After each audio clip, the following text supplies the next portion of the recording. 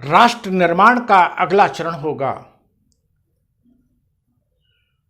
बच्चे को समुचित वातावरण देना। शिक्षा की बात बाद में आती है।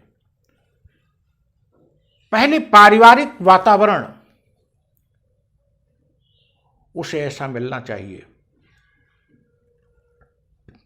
जिसमें हीन भावना, जिसमें निराशा का भाव न हो। परिवार में ऑप्टिमिज्म, परिवर्तन, प्रगति, वैज्ञानिक सोच, तर्क, उत्साह, आशावादिता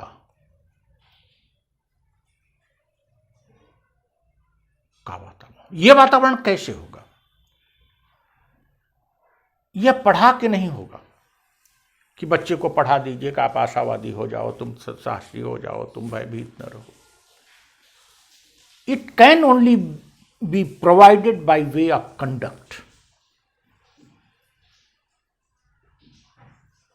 बच्चा सुन के कम सीखता है, देख के ज्यादा सीखता है।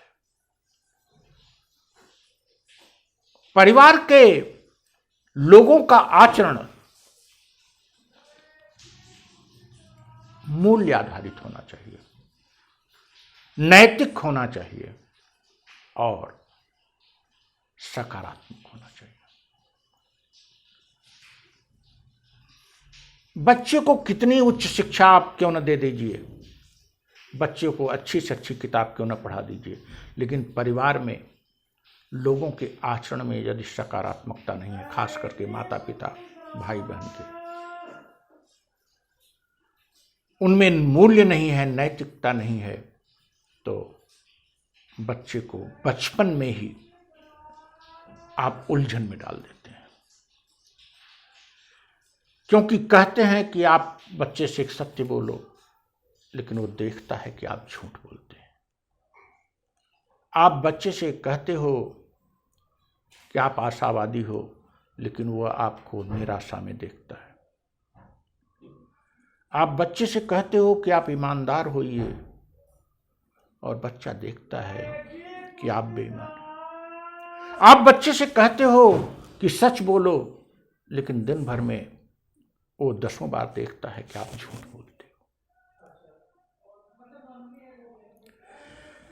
उसको पुस्तकें पढ़ाते हो तो उसमें ईमानदारी की, सच्चाई की, नैतिकता की बात है, लेकिन जिसको वह अपना आधार मानता है, सबसे ज्यादा प्यार करता है, माँ बाप, उनके आचरण में वह झूठ देखता है, वह बेईमानी देखता है। उसका मन मस्तिष्क बचपन में ही संकट की स्थिति में आप डाल देते हैं।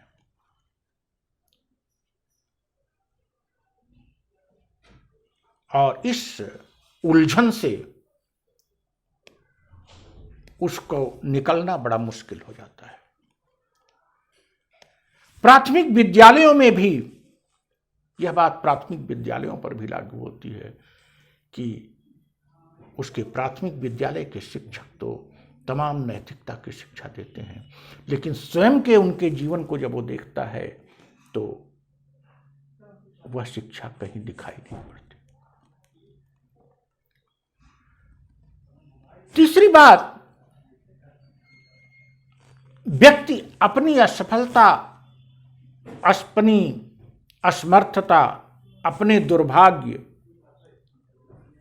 को जोड़ देता है कि ऐसा इसलिए कि हम ईमानदार हैं, अपनी ईमानदारी से जोड़ देता है।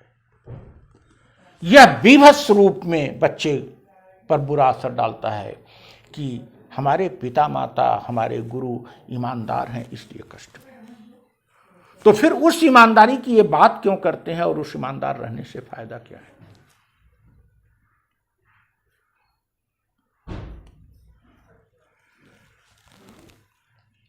We have to make a positive environment, a positive atmosphere by way of our conduct, by way of our actions, by way of our day-to-day activities. हमें एक सकारात्मक और नैतिक वातावरण बनाने की आवश्यकता है। कैसे? अपने आचरण द्वारा, अपने कार्यों द्वारा और दिन प्रतिदिन के अपने क्रियाकलापों द्वारा। आप बच्चे को सुबह स्नान करने के लिए कहते हो, आप स्वयं स्नान नहीं करते। बड़ी छोटी छोटी बातें हैं। आप बच्चे को कहते हो हाथ धुल के खाना खाया करो, आप बिना हाथ धुले खाना खाते हो। हाउ?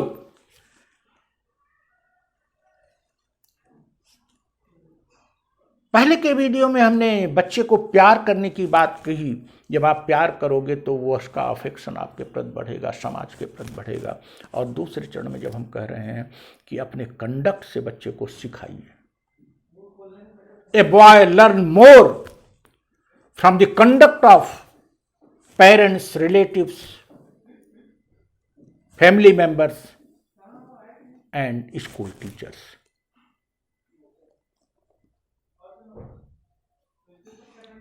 और जब आप आचरण से बच्चे को सिखाते हो तो उसकी जड़ें बहुत गहराई तक जाती हैं। आचरण में यहां बहुत सी चीजें आ जाती हैं। आपको जो भी टीच करना है, जो भी बताना है, वो करके बताइए। और ऐसा नहीं कि आप केवल सिखाने के लिए ऐसा कर रहे हो। अगर कोई चीज अच्छी है तो हम स्वयं करें। हम जब स्वयं करेंगे और उसका परिणाम अच्छा होगा तो बच्चा सीखेगा। तो it is the second stage in which we have to make a positive environment in family, in schools and in society, so that the child may grow in positive environment, transparent environment and smooth and clean environment.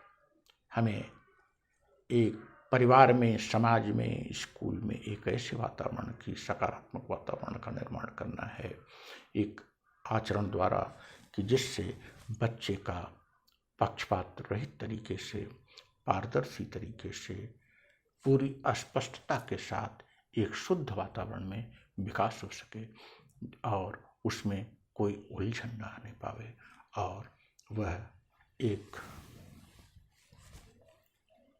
स्पष्ट दिशा की तरफ एक नैतिक सोच के साथ अपने विकास की यात्रा प्रारंभ कर सके। Thank you.